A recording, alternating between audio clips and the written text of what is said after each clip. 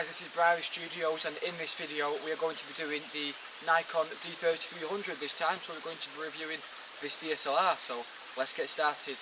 As some of you may be aware, this is a 24.2 megapixel CMOS crop sensor. It's got 13 different image modes within the camera, and it comes with the standard 18 to 55mm kit lens. However, for this video we will be using the Yongnuo 50mm prime lens. I'll leave a link in the description down below for you to purchase that lens, and we'll show you some more specs. Stay tuned. The camera also shoots 5 frames per second, and the battery life specifies 700 shots. However, it is usually more, because I have been out at the airport and I've taken like 1,200 shots, and the battery life has kept me up to good. But one thing that I would recommend if you are looking into doing some videography with your Nikon as well, invest in more camera batteries. These are the batteries. I currently own 3 of these when I'm out shooting. I have never used all 3 in a day. I have used 2 when doing videography. When I'm out doing photography, I rarely even use a full battery in a day, so the battery life is absolutely, in my opinion, amazing.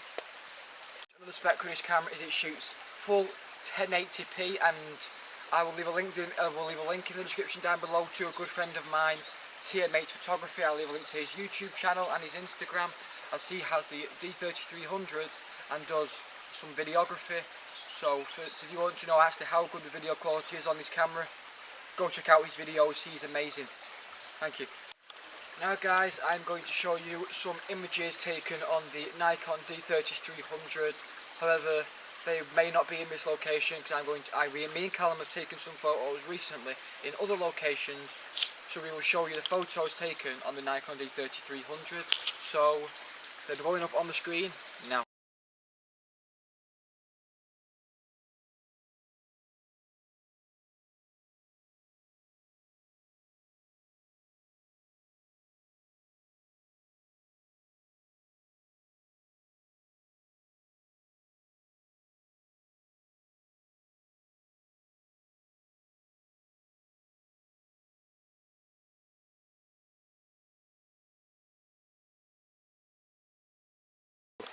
Now guys, I'm going to show you a bit more of an insight as to what is actually built within the camera. So we're going to take a closer look at the camera itself. Hello guys, now I'm going to be showing you a more of an in-depth view of the actual camera itself. So let's take a look at the menu. Here we have the setup menu, where you can reset, format memory card, which will delete every single image on your camera. This camera will also lock mirror up for cleaning. So I'll do that right here now. We have the shooting menu, image quality, JPEG fine, NEF raw and NEF raw and JPEG fine. On my camera, which is the D3400, I use the shoot raw, but as Callum has not currently got the Adobe Lightroom and transferring photos for him, it's easier for him to shoot JPEG for the moment, but preferably I do shoot raw. So guys, let's take a more of an in-depth view of the actual camera itself. Hey guys, here we have the child mode for taking pictures of your child, if you're at like a birthday party, an event. We also have a sports mode, which is really good. It shoots very, very fast, which will allow you to take photos of things at a speed, which is really good, because when I'm at the airport and taking pictures of the aircrafts at such speed, it captures them in such beautiful detail. Here we also have close-ups, night portrait, silhouette, which comes with many different effects itself within this. You have low-key, HDR painting, easy panorama, night vision, which I do use for street photography, though in black and white. We also have super vivid, pop, photo illustration, colour sketch, toy camera effect, and miniature effect, which is very, very good. Now guys, here we are in the best mode in terms of photography. You want to be shooting in manual aperture and shutter speed, where you can adjust the camera to your settings, not auto adjusted, and this will also help you learn as a photographer. I will have more videos coming on this topic very soon. So here we have manual, aperture and shutter, how fast you want the shutter speed, which is very good for long exposures. Usually having the shutter on around 30 seconds. I have it on a steady on a tripod. There's programmed auto, guide mode, which has many different other features, easy operation, and just without me reading, you can take a look at these for yourself, all these different modes. We also have many more in advanced. Let's take a look at that, and you can have a read through this yourself.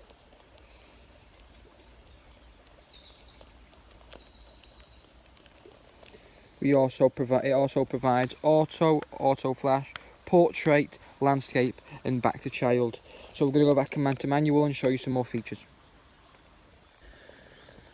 So guys, by pressing the I button on here, you have the choice. You can shoot if you want to shoot in RAW or JPEG, which, yeah, your image size, which I have preferably have on large, which is if it's on small image size, you'll take up to 13.1K photos. However, I think larger the image size, I think it's better in quality. However, it is much more larger in terms of transferring, so you won't be able to take as much photos. But in my opinion, for a shoot, 4,000 photos is absolutely more than enough. We also have the white balance, auto, incandescent, fluorescent, direct sunlight, preset manual, shade, cloudy, and flash. I tend to use auto. This is the flash mode, which is fill flash, reduced eye reduction if you don't want the red eye, and rear curtain sync. Actually. The ISO goes up to, I think it's 25,600, but I tend to be shooting between 100 to 400 depending on the time of day. We have auto focus, auto serve, we have single serve, continuous, and manual focus. The autofocus mode is single point dynamic area and 3D tracking point. In my opinion, though, this is good for that. The dot which you wouldn't focus on. But if it's a video, I do recommend actually shooting 3D tracking points. We have metering, matrix, centered weighted metering, and spot metering, and the flash compensator and the exposure compensator for how dark or low you want your photos. So, thank you. Hello guys, one thing I forgot to mention is another feature on the camera which unfortunately does not have on the D3300. As you already know from the previous videos, we have the AV out for transferring photos to the laptop without an SD port, and if you want to go to your TV. You also have the microphone port, which is for external mic, which is quite a good feature, which unfortunately don't have in the newer models, which was a shame. We have the mini HDMI and AV out. So, yeah. Hello guys, and do I think the D3300 is still a really good camera in the year 2020? Yes, absolutely. I would seriously recommend picking up a Nikon D3300. However, these cameras are discontinued, so you'll have to pick one up off eBay or Amazon. Like, you can probably pick it up in like your local camera store, second hand, cash converters and places like that. But yeah, this camera, 2020, is seriously amazing. As I know somebody who had a camera which came out in 2018, I think, which is a Canon camera, and it is 19 megapixels. And this camera came out in 2014 with a whopping 24.2 megapixels. And so I believe this camera is still, in 2020, an excellent investment to make. So if you want to get into photography, I recommend picking up your Nikon D3300 today. Thank you guys, and I will have more content coming soon. I hope you enjoyed the video. I know it's not the best, but I'm learning.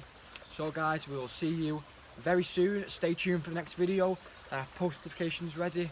I'd like to say a massive thank you for over 160 subscribers. Thanking you all on my journey. This is going to be amazing. Stay safe all. See you soon.